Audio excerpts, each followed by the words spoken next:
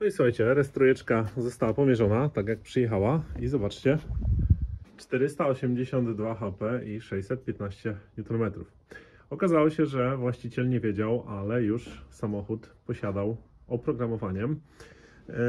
Także było to dla niego, delikatnie mówiąc, zdziwienie.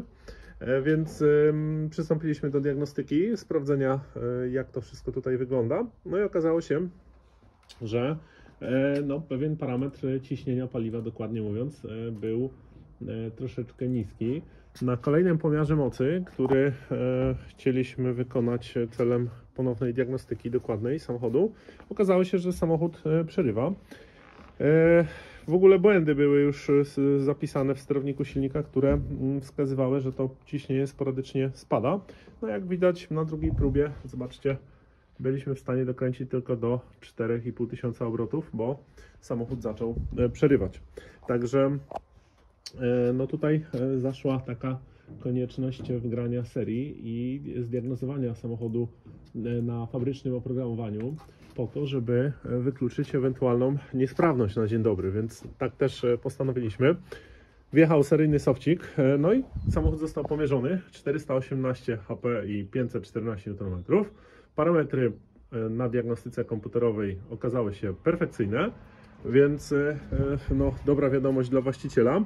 Natomiast to nie zawsze tak jest, że na serii jest wszystko w porządku, to po modyfikacji już nawet poprawnej będzie dobrze, bo pewne elementy mogą takimi złymi nastawami zostać uszkodzone już wcześniej, podczas takiej długotrwałej jazdy, a jak okazało się, właściciel kupił to auto, więc nie wiadomo, ile ono było w taki sposób jeżdżone, więc też no tutaj to trzeba zaznaczyć.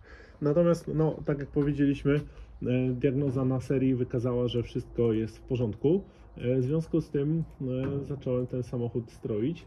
No i finalnie uzyskałem wynik, który no, na takich optymalnych, bezpiecznych nastawach, bez maksowania go, nie ma problemu w ogóle z ciśnieniem paliwa. Ciśnienie paliwa utrzymuje się bardzo ładnie w okolicy 240-250 barów, więc naprawdę rewelacja. No, nastawy okazały się, jak no, łatwo się domyślić, po prostu niedopracowane, niedograne, niedostrojony ten samochód był, tak sobie jeździł.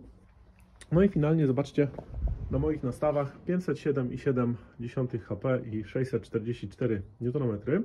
Także jak widzicie, charakterystyczne dla moich modyfikacji 2,5 na stage drugim przebieg momentu obrotowego. Przy 3000 ten moment obrotowy no, jest już wyższy od serii, ale jak widzicie, on narasta sobie do tych 4,5 pod 5000, cały czas zwiększając swoją wartość. Nie ma tutaj takiego po prostu strzału z dołu, który męczy korbowody i zabija te 2,5 litrowe jednostki. Także tak to zostało wszystko skalibrowane, żeby po prostu było optymalnie i bezpiecznie. No bo jak wiecie, nie sztuka dokoksować na maksa i potem pluć sobie w brodę, że mogło się zrobić to troszeczkę bezpieczniej, a no byłoby zawsze to jednak z korzyścią dla silnika, dla korbowodów i też kosztów, więc ja zawsze na to patrzę, żeby było właśnie w miarę możliwości najoptymalniej, najbezpieczniej. Z pewnością ciekawi Was porównanie, jak to było wcześniej, a jak teraz, więc zobaczcie, tak wyglądają wykresy przed i po. Ta cieniutka linia to jest moment obrotowy przed i moc, też ta cieniutka czerwona linia to jest moc przed. Jak widzicie, ten moment obrotowy wcześniej był tutaj wyższy, ta cieniutka linia to poprzednie oprogramowanie. Ja ten moment obrotowy wypłaszczyłem, wyciąłem po to, żeby odelżyć ten silnik, odciążyć na niskich partiach obrotowych, bo jest to po prostu dla niego niezdrowe. Natomiast tutaj zobaczcie, ta moc od powiedzmy 4200 zaczyna wzrastać, tak samo moment obrotowy, więc różnica w czasie jazdy będzie zdecydowana. Samochód ciągnie do końca. No i jest taki właśnie optimum Stage 2 dla silnika 2,5 TFSI DAZA. Zobaczcie sobie jeszcze inne relacje z 2,5 TFSI, bo było tego multum na moim kanale, na stage'ach drugich, na stage'ach trzecich, po 600, po 700 koni, takie 2,5 litrowe TFSI. robiłem, więc będzie co oglądać. Natomiast odniosę się tutaj jeszcze do DNWC, czyli do najnowszego RS3. No, wychodzi to naprawdę porównywalnie.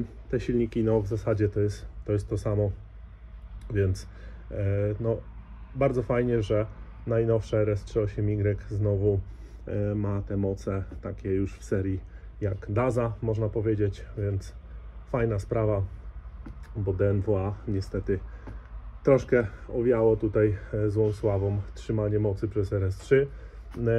Odniosę się jeszcze tutaj na koniec do awaryjności tych silników. Ja szczerze nigdy nie miałem żadnych problemów. Chodzą różne plotki na ten temat, natomiast nigdy ani DNWA, ani Daza czy DNWC nie było problemów. Bardzo fajnie przyjmują moce. 500 koni, optymalny taki fajny setup do jazdy, jak to się mówi, na co dzień. Górna granica, wiadomo, tego silnika okolice 600 koni. Powyżej raczej się nie wybieramy. Warto zakuć, żeby mieć bezpieczniej. No i wtedy możemy osiągać 700, a nawet i 800, a także więcej, w zależności od fantazji i zasobności portfela, nawet i 1000. Także ja Was powoli żegnam. Widzimy się w kolejnych odcinkach. Trzymajcie się ciepło. Cześć.